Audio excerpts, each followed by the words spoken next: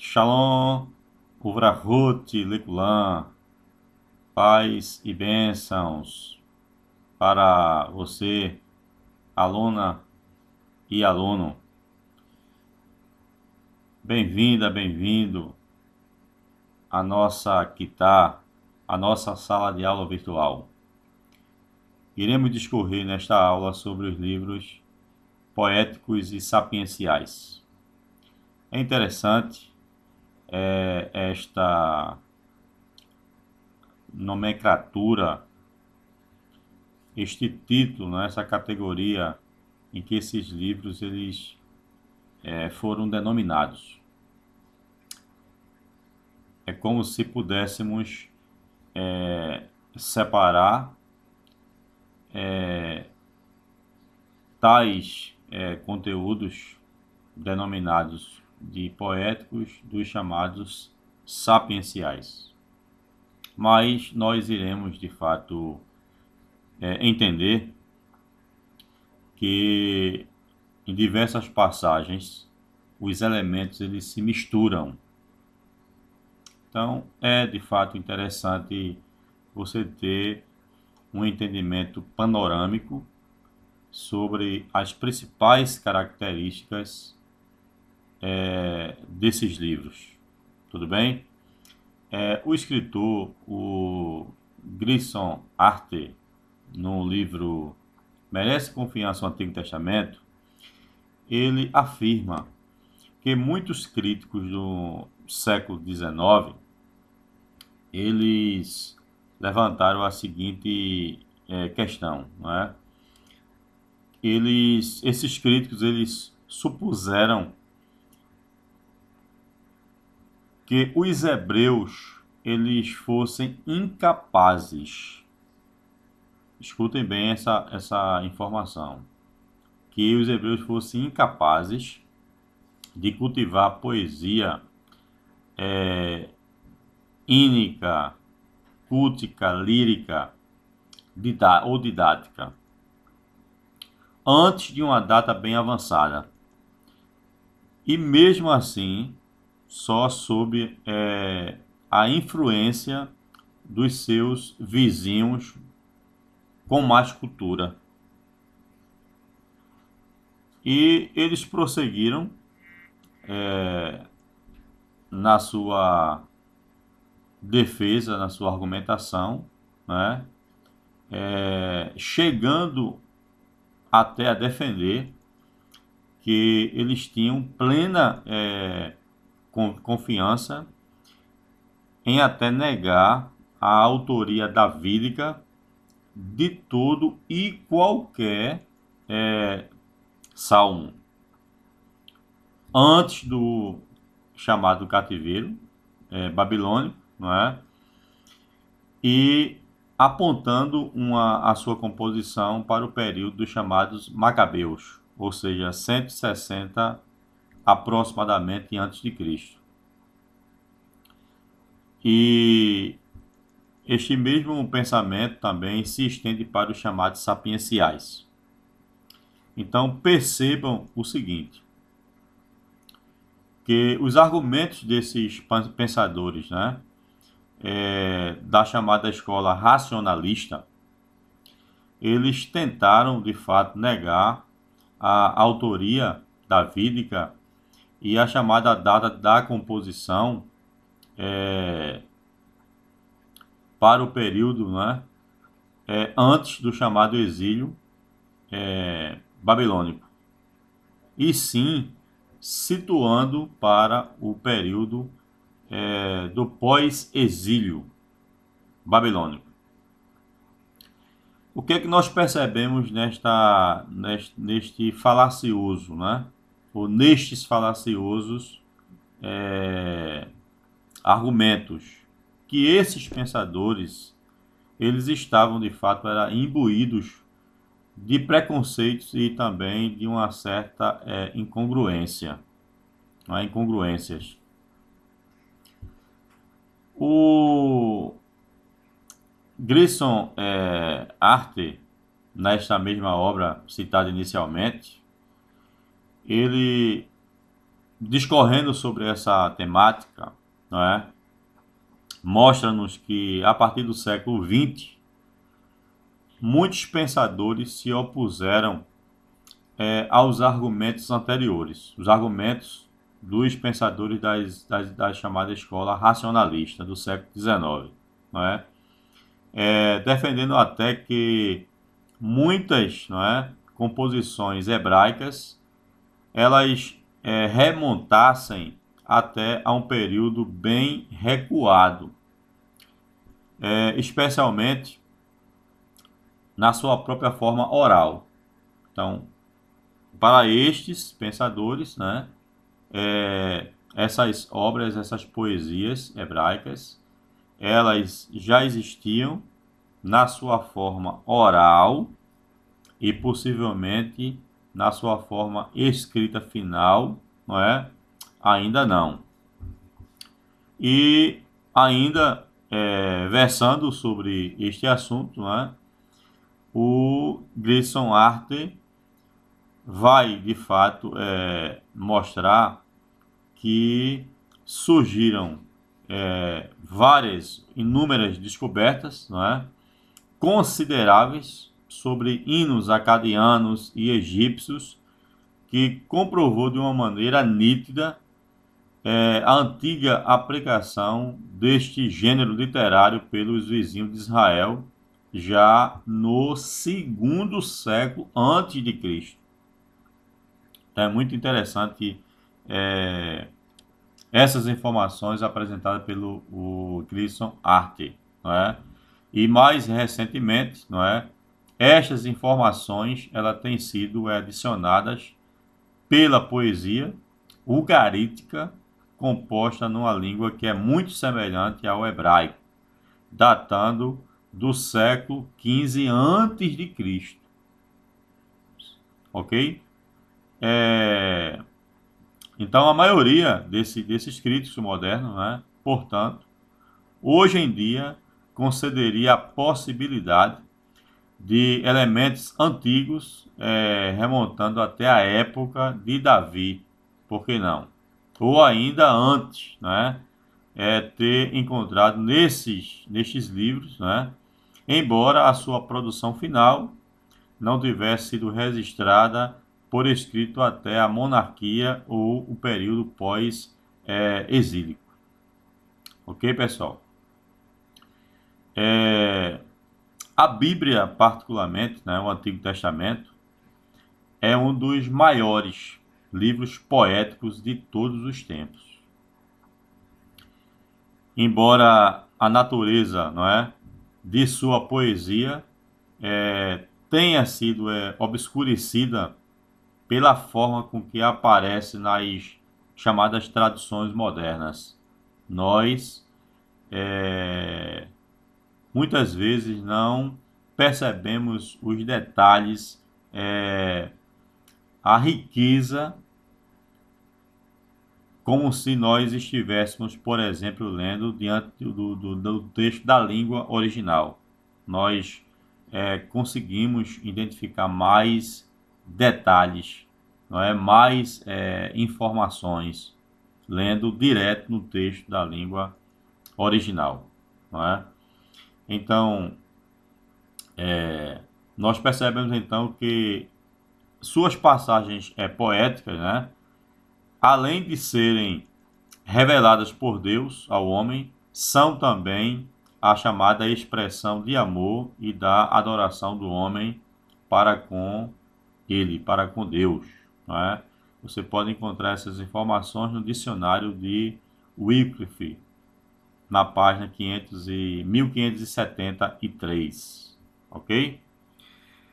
Muito bem, quais são os livros, né, identificados como chamados poéticos e sapienciais? Então, Jó, Salmos, Provérbios, Eclesiastes, Cantares e Lamentações de Jeremias, ok? Uma parcela de pesquisadores entendem que todos esses livros, né, sob o título de poéticos, né? Outros dividem os livros em poéticos, como salmos, lamentações e cantares, e os chamados sapienciais, que seria Jó, Provérbios e Eclesiastes. Então, existe esta proposta, né, distintas de vários pesquisadores, né? Muitos especialistas entendem que os elementos, né, eles se misturam em vários dos livros, né? Por exemplo, é o caso do livro do Salmo primeiro, né? Que pode ser considerado como poético, porém, de um modo geral, não é? Que o seu cântico de introdução do Salmo primeiro, ele também é uma literatura sapiencial, não é? Bem-aventurado o homem que não se assenta, que não se detém, e assim sucessivamente na roda dos escarnecedores. Então, ele é de cunho sapiencial. Então, além do Salmo primeiro, né, existem outros salmos deste tipo. Então, pode-se classificar a coleção como poéticos e também sapiencial, ok? Vamos aqui analisar agora a seguinte questão, né? Qual é a importância dos livros poéticos e sapienciais na revelação divina? Talvez alguns julguem com um menor grau de relevância. Será que de fato isso tem algum fundamento? Então, vamos analisar posteriormente essa questão, ok? Qual é a posição que os livros, eles de fato são postos, são colocados nos cânones hebraico cristão, não é? Ou protestante? Vamos aqui analisar. Então, primeiro, no chamado cânon judaico, perceba aqui a chamada, não é? Tríplice divisão. Então, aqui você tem a chamada lei, que é a primeira parte do cânon judaico, a Torá, os 5 primeiros livros, né, do Antigo Testamento, Gênesis, Êxodo, Levítico, Números e Deuteronômio. A segunda parte nós temos aqui os chamados Neviim, onde ela é subdividida em profetas anteriores, que começa com Josué e encerra com o segundo livro dos Reis, e os profetas posteriores, que inicia com Isaías e vai até os chamados 12, né? E a terceira e última parte, nós temos então os chamados escritos, Ketuvim, onde nós iremos encontrar o objeto do nosso estudo, da nossa aula de hoje, não é? Chamado Ketuvim, os escritos. Nos escritos, então, nós temos os chamados poéticos, não é? Salmos, Provérbios e Jó, os 5 rolos, Cântico dos Cânticos, Ruth, Lamentações, Esté e Eclesiastes, não é? E os livros históricos, Daniel, Esdras, Neemias, e encerrando então com Crônicas. Então, logo aqui nessa apresentação do chamado cânon judaico, não é? Nós percebemos o seguinte, que os cânones, não é? Eles não são todos iguais, não é? Existe uma diferença, né, de componentes, assim como também de ordem, não é? Então, para tanto, é importante conhecer as linhas gerais, não é? As linhas gerais mais importantes. Isso é defendido pelo pesquisador, o Antônio Renato Gusso, né? Na obra Introdução aos Livros Poéticos e os da Sabedoria, né? Uma introdução fundamental e auxílio para a interpretação, da editora AD Santos, ok? Então, observe o seguinte, que o cânon judaico, nele não há uma divisão chamada de livros poéticos e sapienciais. Nós não encontramos esta divisão, não é? O que ele apresenta no seu cânon, ele sendo então dividido em três partes: Torá, Neviim e Ketuvim, não é? Então, é importante nós conhecermos esta apresentação, não é? A sua ordem, e até parece que a ordem que nós encontramos tem a ver muito com também o grau que se dá à importância desses livros, não é? Os hebreus, os judeus de um modo em geral, parece que eles consideram a parte mais importante do Antigo Testamento a própria lei. É um entendimento possivelmente abraçado por muitos judeus, né? A lei como se fosse a parte mais importante e os escritos o menos importante, os menos, né, importantes, menos relevantes.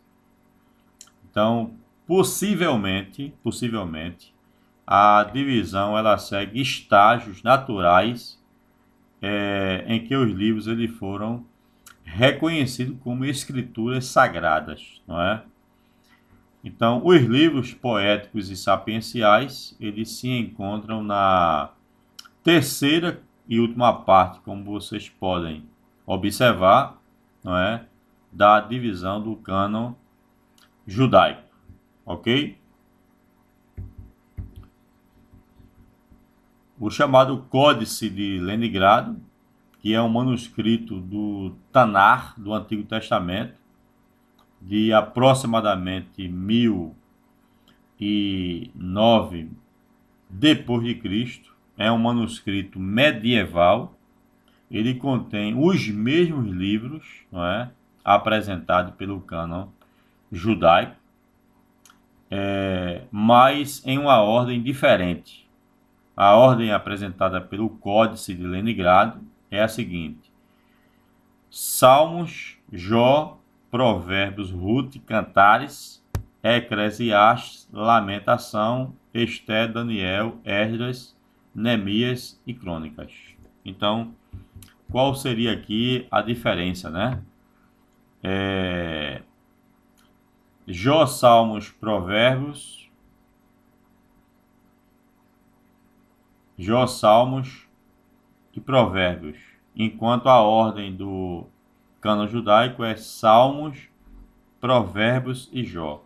Então, no Códice Leningrado, nós temos primeiro Jó, ou primeiro Salmos, melhor dizendo, e depois Jó, enquanto o Códice, o cânon judaico, nós temos Salmos e Provérbios, e o último livro chamado de poeta seria Jó, enquanto no Códice de Leningrado é o segundo livro, não é? Dessa divisão. Depois nós temos, depois de Provérbios, no chamado Códice de Leningrado, nós temos Ruth e Cantares.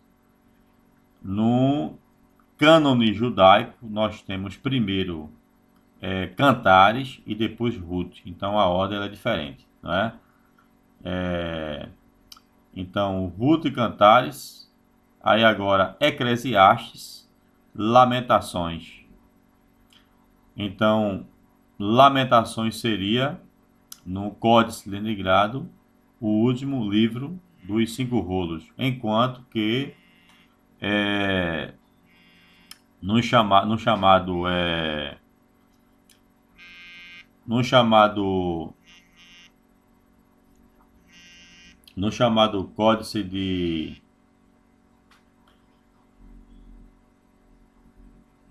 Leningrado, não é?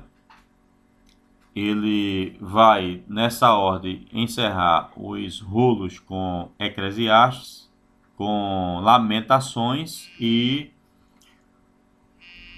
o cânone, né, judaico, encerrando com Eclesiastes. Só para nós percebermos esta diferença, né? Muito bem. Então, seguindo aqui esta apresentação, né, ainda da ordem do cânone, né? Temos ainda o chamado cânon helenístico, ou seja, a chamada denominada Septuaginta, né? Então, na Septuaginta, nós temos a seguinte apresentação da ordem dos livros, né? Temos aqui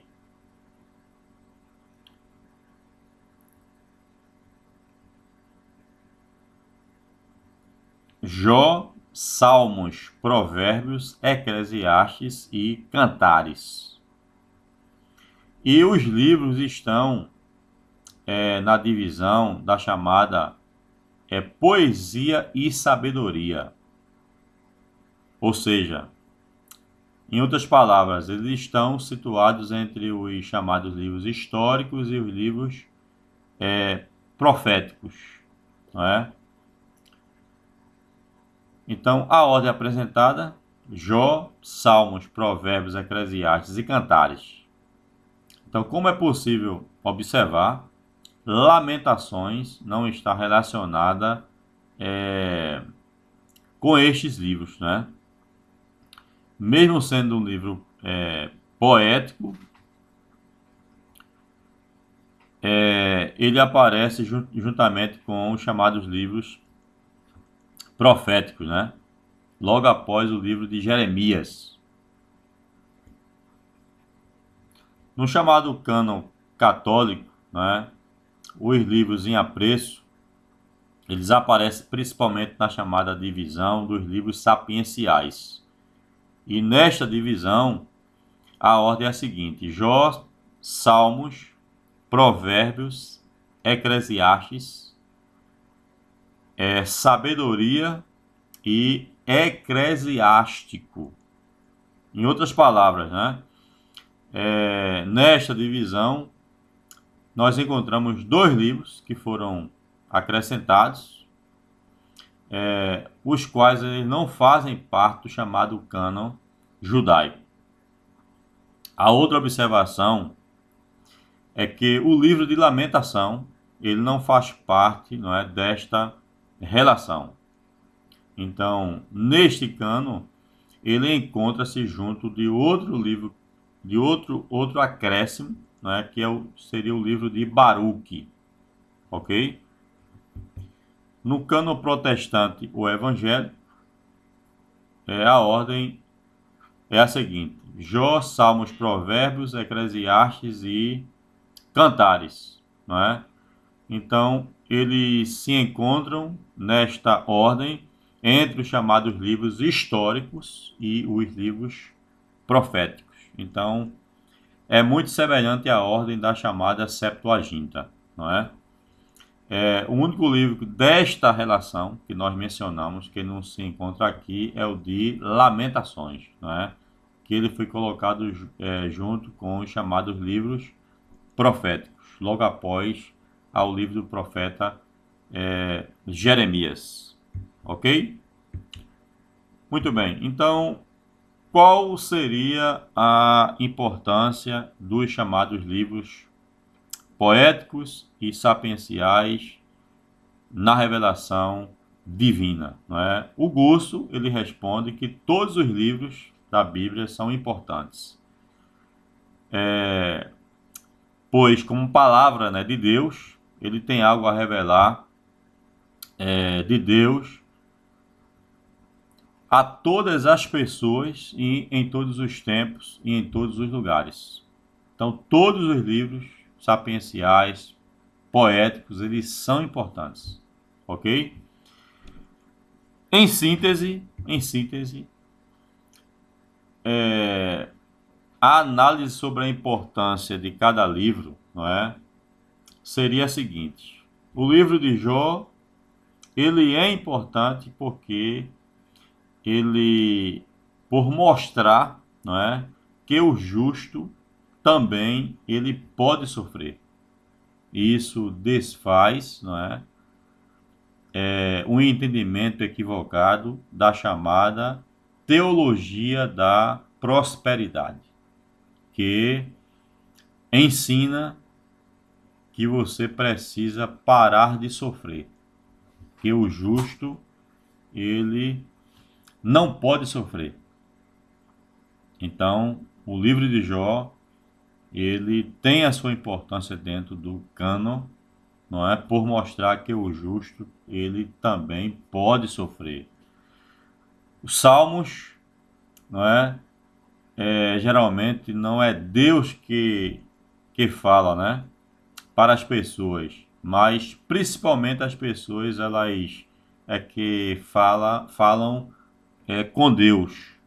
Mesmo assim, ele tem a sua grande fonte de revelação, não é?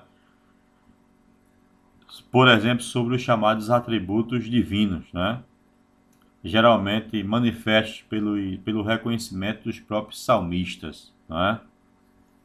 Em Provérbios, ele nos ensina como viver, não é, uma vida feliz.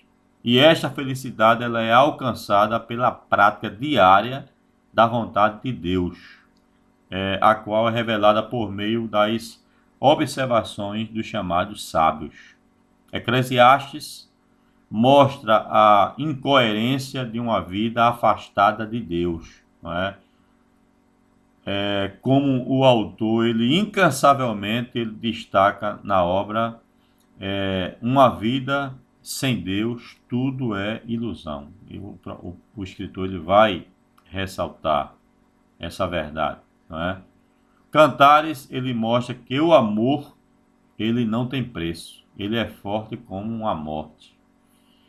Lamentações mostra as consequências da desobediência a Deus e preserva, né, grande parte da história da chamada destruição de Jerusalém e do templo pelo exército da Babilônia, não é? De um modo geral, o povo hebreu ele era muito hábil na arte da poesia, não é? Música e dança. Era de fato um povo bastante alegre, e a sua cultura, né, demonstra muito bem tudo isso, né?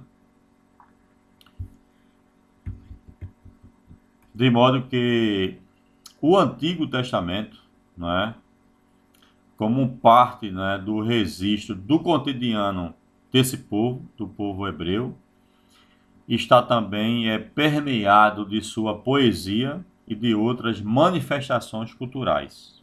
Por exemplo, dentro do contexto da poesia, né, um terço de toda a Bíblia ela é constituída por poesia. Então, nós observamos logo nesta informação que a poesia ela não está restrita aos chamados livros denominados de poéticos, não é? Ela se expande, né, por toda a Bíblia. Veja, por exemplo, né, Gênesis capítulo 49, né, versículo 2 até o versículo 7, que fala-nos a respeito da bênção de Jacó a seus filhos. O texto aí, ele está, de fato, dentro do contexto de uma literatura poética. Poderíamos ainda mencionar Êxodo capítulo 15, versículo 1 até o versículo 19, sobre o cântico, né, de Moisés também. Ele está dentro da categoria de um texto poético. Ainda Números capítulo 6, versículo 24 ao versículo 26, sobre a chamada bênção araônica, também é um texto poético. Deuteronômio capítulo 32, versículo 1 até o versículo 43, sobre o cântico de Moisés, também apresenta características de uma poesia, de um texto poético. Primeiro livro de Samuel, capítulo 2, versículo 1 até o versículo 10, sobre o cântico de Ana, também pertence a essa categoria de um texto poético, não é? Primeiro livro das Crônicas, capítulo 16, versículo 7 ao versículo 36, Salmo de Davi, então é um texto poético. Isaías, capítulo 38, versículo 9 até o versículo 20, não é? Sobre o cântico de Ezequias, também pertence a essa classificação de um texto poético, não é? O livro do profeta Jonas, capítulo 2, versículo 2 ao versículo 9, a oração de Jonas também é um texto poético. E, enfim, Abacuque, capítulo 3, versículo 1 até o versículo 19, sobre a oração de Abacuque, também é um texto poético. Então, nós aqui citamos livros do Pentateuco, dos chamados históricos e também dos proféticos. Ainda poderíamos mencionar várias passagens do Novo Testamento, dos Evangelhos, das Epístolas. Então, a poesia, ela está presente em toda a Bíblia. Não quer dizer que toda a Bíblia seja um texto poético, mas ela permeia, não é, praticamente várias, não é, passagens de vários livros da Bíblia, ok? Então, encontramos, né, o seu conteúdo no Pentateuco, nos históricos, nos proféticos, nos evangelhos e nas epístolas, ok? Agora observe, né, a classificação da literatura poética, né? Os termos que foram empregados para as chamadas composições poéticas, não é? São vários termos. Aqui nós elencamos os principais. Então nós temos aqui primeiro o chamado mismor. Então o termo mismor, esse vocábulo foi empregado 57 vezes. Ele tem como sentido, né, salmo ou hino. Era uma poesia cantada, não é?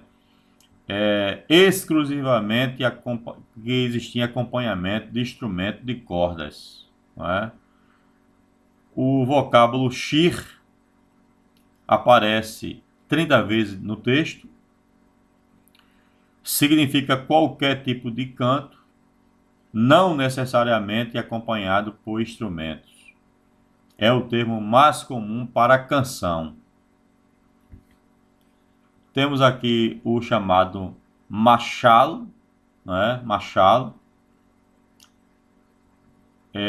advinda de uma raiz que significa ser como.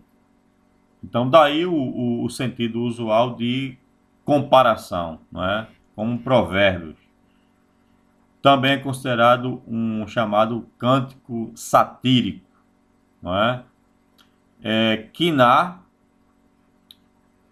significando então lamento ou cântico fúnebre, expressando a dor causada pela morte. Terrilá, hino de louvor. E agora o chamado vocábulo é o shigayon. O shigayon, não é? Ele tem um significado incerto, né? Talvez um salmo penitencial, não é? Penitencial. Outros vocábulos que aqui nós não colocamos, como por exemplo o tefilá, não é? Ocorre 5 vezes no texto e tem o sentido de oração, não é? Ainda poderíamos então mencionar outros termos como Mashil, que significa poema, um poema meditativo ou didático, não é? O Miktan, também com significado incerto e possivelmente tendo o seguinte significado, como expiatório, ok? Como expiatório. Então, são estes os principais termos que foram empregados para classificar a poesia no contexto hebraico.